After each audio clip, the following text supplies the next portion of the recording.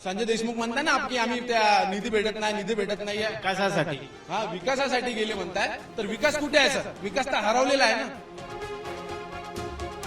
वो ठाकरे सब पे भारी है, इतना ध्यान में रखो.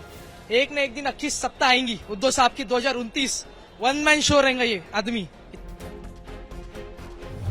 महाराष्ट्रात उद्धव ठाकरे यांच्या शिवसेनेला पुन्हा एकदा धक्का लागल्यानंतर आणि 6 खासदार त्यांना सोडून गेल्यानंतर उद्धव ठाकरेंनी या 6 खासदारांच्या मतदारसंघात जाऊन सभा घेण्याचा निर्णय घेतलेला आहे, ज्याची सुरुवात आज यवतमाळ वाशिम या मतदारसंघातनं सुरू झालेली आहे. या मतदारसंघातून संजय देशमुख हे खासदार निवडून आलेले होते. आज त्यांच्या सभेला आलेली ही सगळी मंडळी आहेत. आपण त्यांना विचारूयात त्यांची प्रतिक्रिया काय आहे, त्यांचं काय म्हणणं आहे, नेमकं यवतमाळकरांना काय वाटतं. कारण आजच्या भाषणामध्ये उद्धव ठाकरेंनी त्यांना आवाहन केलेलं आहे की पुढच्या 3 वर्षांसाठी तुम्हाला आम्ही कार्यक्रम देतोय. हा कार्यक्रम असा असणार आहे की तुम्ही दिलेलं मतदान आणि त्या मतदाराशी गद्दारी करणारे खासदार जे आहेत त्यांना तुम्ही जाब विचारा. आणि हे विचारल्यानंतर सर्वांनी एकमतानं या ठिकाणी हो असं उत्तर दिलेलं आहे. आपण विचारूयात, तुम्ही हा जाब विचारणार आहात? लोकशाहीमध्ये सत्ता पक्ष आणि विरोधी पक्ष हे 2 अत्यंत महत्वाचे अंग आहेत. आणि जेव्हा मतदार निवडून देतात तेव्हा निवडून दिलेला प्रतिनिधी हा सत्ता पक्ष त्याचा येवो की तो विरोधी पक्षात राहो, जनतेच्या मताचा आदर त्यांनी केला पाहिजे.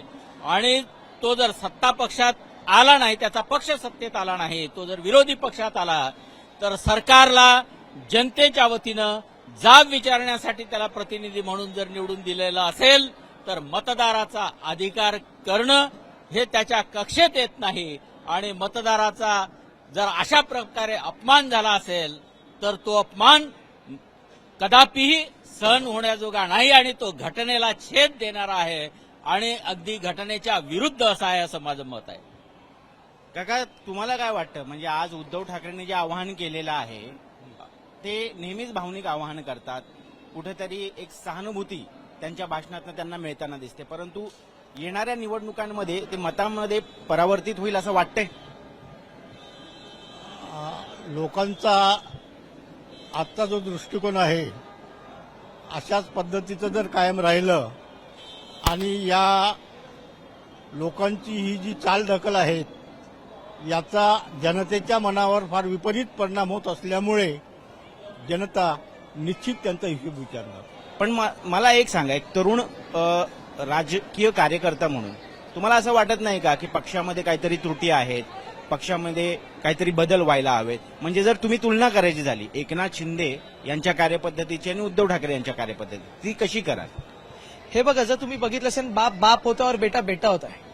जे आजपर्यंत या पक्ष संघटनेमध्ये इथं काही चेंजेस नाही. जर तुम्ही बघितलं जसं तर एकनाथ शिंदे जो गद्दार आहे त्यांनी जो पक्ष फोडला तेव्हापासून जे जनतेचा जो आपण जो म्हणतो जनतेची साथ, जनतेचा प्रेम तुम्ही आतापर्यंत बघत असेल, जो ग्राफ उद्धव साहेबांचा जो वाढलाय तो एकनाथ शिंदे कमी झालेला आहे. तुम्ही गट असं वाटतं तुम्हाला? कारण 100% 40 आमदार गेलेले 60 निवडून आणले त्यांनी. हे बेवकूफी आहे ना. जे 40 आमदार गेले म्हणजे जनतेच्या मतदानाचं काही व्हॅल्यू नाही आहे का? जनता दिवस रात्र म्हणजे दिवसा 4 तास लाईनीत लागतात. ऊन एवढं टेम्परेचर, आपण जर विदर्भाचं बघायला गेलो एवढं टेम्परेचर, 4 तास लाईनीत उभं राहून आमदार खासदारांना मतदान देते. त्या पक्षाला बघून देत आहे, यांना बघून मतदान नाही करताय लोक. पक्षाच्या बलबूत हे निवडून येते, पक्षाला धोका देते आणि पक्षाच्या दुसऱ्याच्या याच्यात जात आहे. तुम्हीच बघा, तुम्ही पत्रकार आहे, जर तुम्ही हे बघता तुम्ही किती सहन करायचं? पक्षा बलबूताने निवडून येत आहे. जर तुम्ही एक शायरी ऐकली असेल आपल्या छावा पिक्चरची, हाथी घोड़े तोप तलवारी फौज तो तेरी सारी है, पर जंजीर में जबड़ा राजा मेरा अब भी सब पे भारी है. वो ठाकरे सब पे भारी है, इतना ध्यान में रखो.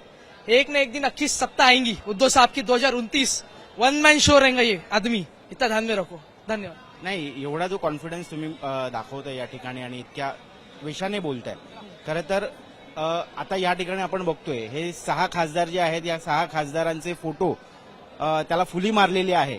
इतक्या तीव्र भावना शिवसैनिकांच्या आपल्याला पाहायला मिळतात.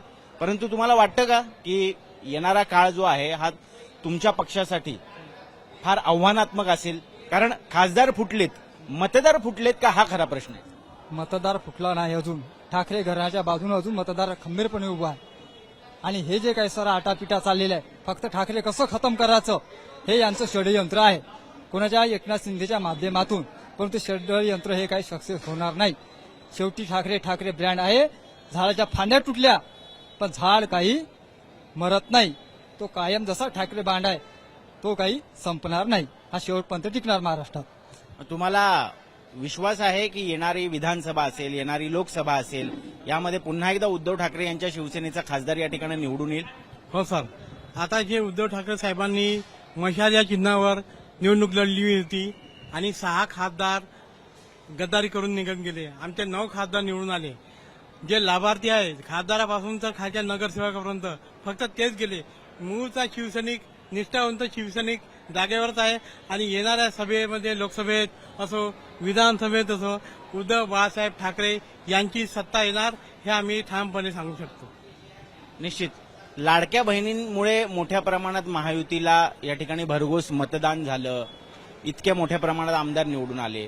तुम्हाला खरंच वाटतं की एकनाथ शिंदे आणि उद्धव ठाकरे यांची जर आज तुलना करायची झाली तर कोण उजवा ठरेल? उद्धव ठरेल. कारण एकनाथ शिंदे यांनी लाडक्या बहिणीसाठी पैसे 1500 रुपये देऊन राहिले, परंतु सिलेंडरचे भाव, पेट्रोलचे भाव सर्वच याच्यामध्ये वाढ केलेली आहे. पण लाडक्या बहिणींना आता कळलं आहे. आधी कळलं नव्हतं, परंतु आता कळलं. आमचे उद्धव साहेबच खरे शिवसेनेवाले आहे. तुम्ही स्वतः शिवसैनिक आहात, काय करता? मी स्वतः शिवसैनिक आहे आणि शेतकरी पुत्र सुद्धा आहे. किती शिक्षण झाले, सध्या काय करता? माझं 12वी शिक्षण झालेलं आहे आणि शेती करतो आहे. आणि जे शेतामध्ये जे घाम गाळावं लागते हे आम्हाला पूर्णपणे माहीत आहे.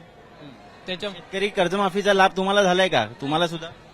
आदरणीय उद्धव बाळासाहेब ठाकरे यांच्या काळामध्ये झाला होता. मजाक झाली आहे सर शेतकऱ्यांसोबत. 1 रुपया कुणाच्या अकाउंटमध्ये, कुणाच्या अकाउंटमध्ये 5 रुपये, कुणाच्या अकाउंटमध्ये 3 रुपये, अशा प्रकारची धोकाधडी झाली फक्त शेतकऱ्यांसोबत. शेतकऱ्यांची मजाक उडवली या सरकारने. आणि म्हणून यांनी सांगितलं होतं की शेतकऱ्यांची सरसकट कर्जमाफी करू सरकार आल्याबरोबर. आदरणीय तर नाही म्हणणार, गद्दार खासदार संजय भाऊ देशमुख हे सुद्धा निवडणुकीच्या वेळेस म्हणत होते की आम्ही संविधान वाचवण्यासाठी आलो आहोत, शेतकऱ्यांना न्याय देण्यासाठी आलो आहोत. पण एक सुद्धा मोर्चा त्यांनी शेतकऱ्यांच्या आंदोलनामध्ये सहभागी दाखवलेला नाही आहे. एक सुद्धा मोर्चा, एक सुद्धा आंदोलन विद्यार्थ्यांच्यासाठी त्यांनी काढलेलं नाही आहे. म्हणजे गरिबांचं मरण होत आहे सर. सहसा विद्यार्थ्यांचं होत आहे. नीट पेपर फुटला नीटचा, त्यामध्ये सुद्धा किती विद्यार्थी मेले. देवेंद्र फडणवीसच्या घराजवळ 500 मीटर जवळ सर त्या विद्यार्थिनीचं घर आहे, तिथे भेट द्यायला नाही गेलं सर. तो अभिजितके भेट द्यायला गेला, त्याला अमेरिकाहून येऊन. तो त्याचं शिक्षण सोडून आला की भारतामध्ये जी व्यवस्था आहे ती कशा प्रकारे चालू आहे. म्हणून असे कॉक्रोच जनता पार्टी सुद्धा आता आपण बघत आहोत की उभी राहिलेली आहे आणि आता त्यांचं एवढं मोठं आंदोलन चालू आहे. यांना जर खरंच विद्यार्थ्यांच्या बाजूने जर उभं राहायचं असतं, संजय देशमुख म्हणताय ना की आम्ही त्या निधी भेटत नाहीये. विकासासाठी? हा, विकासासाठी गेले म्हणताय, तर विकास कुठे आहे सर? विकास तर हरवलेला आहे ना. त्यांच्याच पाशी सर कमीत कमी 55 ते 56 संस्था आहे, कॉलेजेस आहे. त्यांना कोणतं कॉलेज कुठं हे सुद्धा माहित नाही. एवढ्या साऱ्या संस्था आहे त्यांच्यावाल्या. आणि गरिबांसाठी काय सर? तिथे लूट केल्या जातात फक्त पैशांची तिथून, बस माझे म्हणणं. पण यापूर्वी हे संजय देशमुख उद्धव ठाकरेंच्या पक्षात होते, तेव्हाही तेवढ्याच संस्था होत्या, तेव्हाही अशाच पद्धतीची लूट सुरू होती. मग निधीसाठी, विकासासाठी म्हटलं ना सर त्यांनी, तर लोकांचा विकास कुठे होता? स्वतःचा विकास करायसाठी गेले ना सर त्यांनी. आमचा तर विकास त्यांनी उद्धव बाळासाहेब ठाकरेमध्ये होता तेव्हा पण केला नाही आणि आता महायुतीत गेले तेव्हा पण केला नाही. मग कशासाठी गेले? तर स्वतःच्या विकासासाठी गेले सर त्यांनी. तुम्हाला असं वाटत नाही का की हे सत्ताधाऱ्यांचं जितकं मोठं अपयश आहे तितकंच विरोधकांचं सुद्धा आहे? म्हणजे आज उद्धव ठाकरे ज्यावेळेस संजय देशमुख पक्ष सोडून एकनाथ शिंदेकडे जातात त्यावेळेस इथे सभा घ्यायला आलेले आहेत. याच्यापूर्वी कधी आलेले तुम्हाला आठवते? त्यांनी सर लोकसभाचं इलेक्शन चालू होतं, निवडणूक चालू होती तेव्हा आले होते सर त्यांनी. निवडणुकीला येतात? निवडणुकीला येतात म्हणजे सर अभि सर बार सर वारंवार सर मोठा नेताच थोडे येणार आहे. तुम्हाला निवडून कशासाठी देता एवढे लोक? तुम्हाला नेतृत्व तयार करावं लागेल ना सर. माझ्यासारखे युवा पोरं जर बोलण्यासाठी तर तुम्ही तयार करू शकत नसाल, 10 युवा शिवसैनिक तयार करू शकत नसाल, तर तुमच्या खासदारकीचा उपयोग काय मग? तुम्ही तुमच्या पोरांना जर तयार करत असाल, तुमच्या संस्थेचा विकास करत असाल, या सामान्य कुटुंबाचा जर विकास करत असाल तर मग फायदा काय? मग एकनाथ शिंदे, देवेंद्र फडणवीस यांच्या कामाबद्दल, कार्यशैलीबद्दल काय मत आहे तुझं? पूर्णपणे बोगस कार्यशैली आहे सर. मलाही माहित आहे, जेव्हा उद्धव बाळासाहेब ठाकरेंचे आमदार फुटले होते, फुटून चालले गेले, तेव्हा उद्धव ठाकरेंनी शब्द वापरला होता की ज्यांना जायचं आहे त्यांनी जा, खुशाल जा. त्याच्यानंतर संजय राठोड निवडून आले, आम्ही त्यांना शब्द पण बोलणार नाही सर. संजय देशमुखांना जर जायचं होतं पहिलेच तर त्यांनी जायला पाहिजे होतं. आणि त्यांनी म्हणता विकास, तर विकास काय झाला सर यवतमाळचा सांगा बरं तुम्ही. माझ्या गावचा पूल आतापर्यंत पडीत होता, आजही पडित आहे. कितीतरी रस्ते सर तुम्हाला दाखवू, हे कृषी उत्पन्न बाजार समिती, इथला विकास दाखवा सर तुम्ही. काय आहे तर पालकमंत्री आहे संजय राठोड साहेब इथले. इथल्या विद्यार्थ्यांची समस्या किती का सर, किती मोर्चे निघत आहे. वाशिममध्ये नर्सिंगचं किती मोठं आंदोलन चालू आहे सर तिकडे. इथे कामगार नगर परिषद जवळ चालला सर, तिथं तुम्हाला दाखवू तुम्ही. कितीतरी कामगार उपोषणाला बसून आहे. मग कोणता विकास करताय सर यांनी? स्वतःचा विकास करताय फक्त बस. तर आपण बघतो या ठिकाणी इतक्या तीव्र भावना तरुणांकडनं असतील किंवा अगदी सर्वसामान्यांकडनं असतील, ह्या व्यक्त होताना दिसत आहेत.